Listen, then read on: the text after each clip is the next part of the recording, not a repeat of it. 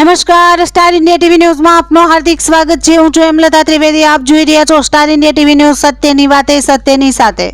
બોટાદ મહાકાળી ધામના મહંત પૂજ્ય શ્રી 1008 મહામંડલેશ્વર ભાવેશ બાપુને અખિલ ભારતીય સંત સમિતિના બોટાદ જિલ્લા અધ્યક્ષ તરીકે નિયુક્ત કરવામાં આવેલ।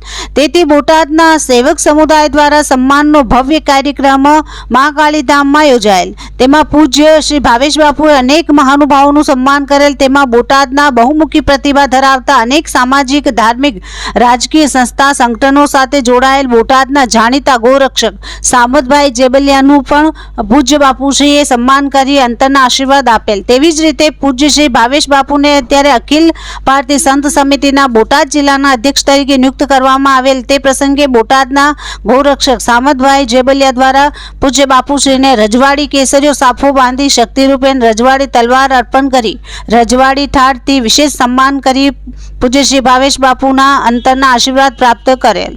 Star India TV news reporter Haresh Kanjariya, Botad.